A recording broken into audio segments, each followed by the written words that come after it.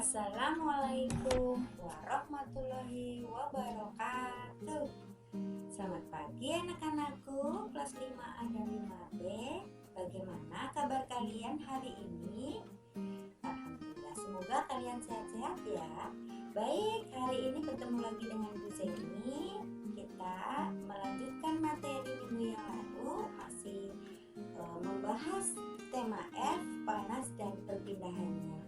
Kali ini kita akan membahas muatan pelajaran ilmu pengetahuan sosial. Anak-anakku, sebelum kita mulai, marilah kita membaca basmalah dulu bersama-sama. Bismillahirrahmanirrahim. Terima kasih, kita mulai saja ya hari ini. Hari ini Ibu akan membahas tentang interaksi manusia dengan lingkungan alam. Sebelum kita belajar lebih jauh, kita harus tahu terlebih dahulu apa itu interaksi. Interaksi adalah suatu kegiatan yang terjadi antara dua objek saling memengaruhi satu sama lain. Manusia melakukan interaksi dengan lingkungan alam. Interaksi manusia dengan lingkungan alam atau sebaliknya terbentuk secara alami. Kita akan membahas interaksi manusia dengan lingkungan alam. Dikelompokkan menjadi dua. Apa saja? Yang pertama, interaksi manusia yang menyesuaikan diri dengan alam. Ibu contohkan di sini, nelayan memilih waktu untuk berlayar sesuai keadaan cuaca agar terhindar dari bencana dan memperoleh tangkapan ikan yang banyak. Yang kedua, petani menyesuaikan waktu tanam dengan musim hujan agar tanamannya dapat tumbuh dengan baik. Yang kedua, interaksi manusia yang memanfaatkan alam sekitar. Ibu contohkan di sini, yang pertama, manusia mengolah sumber daya alam untuk beragam kebutuhan seperti makanan dan pakaian. Yang kedua, manusia membangun bendungan untuk mengairi lahan pertanian yang kekurangan air. Yang kedua, interaksi manusia dengan lingkungan alam sesuai bentang alam. Yang pertama, interaksi manusia dengan lingkungan alam di pegunungan. Kita harus tahu apa itu pegunungan. Pegunungan adalah tempat yang terdiri atas gunung-gunung dengan jumlah lebih dari satu. Sumber daya alam di daerah pegunungan antara lain teh, kopi, ubi, dan sayuran. Pekerjaan utama masyarakat pegunungan adalah petani.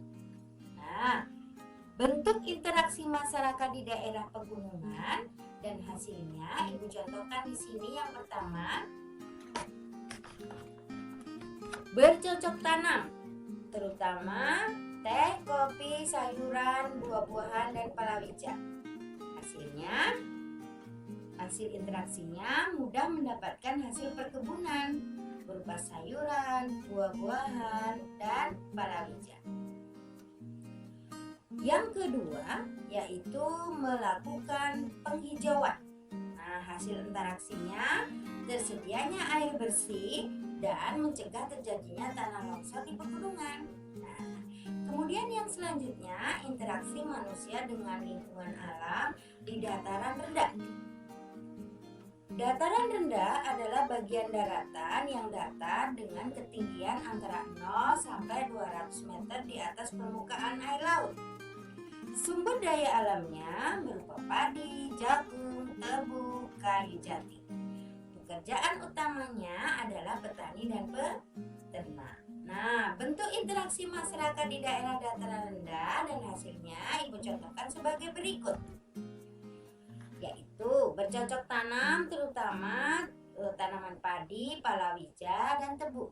Nah, hasil interaksinya mudah mendapatkan hasil pertanian berupa padi, palawija, dan tebu. Yang kedua, bentuk interaksi manusia dengan lingkungan alam di dataran rendah adalah memelihara hewan ternak berupa ayam, sapi, dan domba. Hasil interaksi dengan lingkungan alam yaitu mudah mendapatkan telur, susu, dan daging. Nah, sekarang contoh selanjutnya adalah melakukan berinteraksi manusia dengan lingkungan alam di dataran rendah adalah melakukan penambangan seperti minyak bumi dan tembaga. Hasil interaksi dengan lingkungan alam mudah mendapatkan hasil tambang seperti minyak bumi dan tembaga. Nah, yang ketiga, interaksi manusia dengan lingkungan alam di pantai. Pantai adalah bagian daratan yang berbatasan langsung dengan laut dan merupakan daerah pasang surut air laut. Sumber daya alamnya berupa ikan, kerang, rumput laut, dan terumbu karang. Pekerjaan utamanya adalah nelayan. Bentuk interaksi masyarakat di daerah pantai dan hasilnya bisa Ibu contohkan sebagai berikut. Menjadi nelayan, kemudian melakukan budidaya dan penanaman pohon kelapa.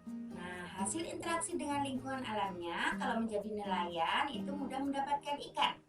Kemudian kalau melakukan budidaya dan penanaman pohon kelapa mudah mendapatkan buah kelapa.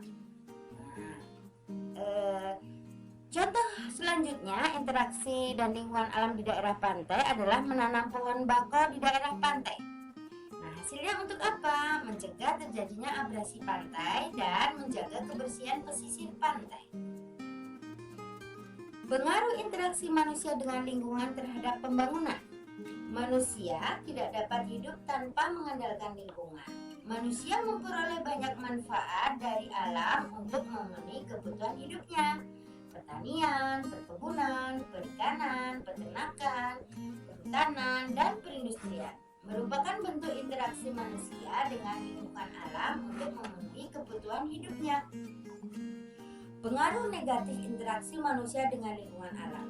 Jadi, interaksi dengan lingkungan manusia dengan lingkungan alam tidak hanya berpengaruh positif, tapi ada pengaruh negatifnya. Contohnya apa, Bu? Yang pertama, bentuk kegiatan interaksi bidang pertanian. Pengaruh negatif yang terjadi yaitu menggunakan pupuk kimia buatan dapat merusak tanah. Usaha memperbaikinya menggunakan pupuk kandang dan kompos, jadi lebih kembali ke alam. Yang kedua, bentuk kegiatan interaksi bidang perkebunan. Pengaruh negatif yang terjadi menggunakan pestisida buatan menyebabkan pencemaran lingkungan. Usaha untuk memperbaikinya menggunakan pestisida alami dari tumbuhan seperti tembakau, cengkeh, dan serai wangi. Yang ketiga, bentuk kegiatan interaksi bidang peternakan. Pengaruh negatif yang terjadi membuang limbah ke sungai yang menyebabkan bau sangat menyengat. Usaha untuk memperbaikinya memanfaatkan limbah peternakan sebagai bahan pupuk dan energi alternatif. Yang ketiga, membentuk kegiatan interaksi bidang perikanan. Pengaruh negatif yang terjadi membuang limbah sisa pengolahan ikan sembarangan menyebabkan pencemaran lingkungan.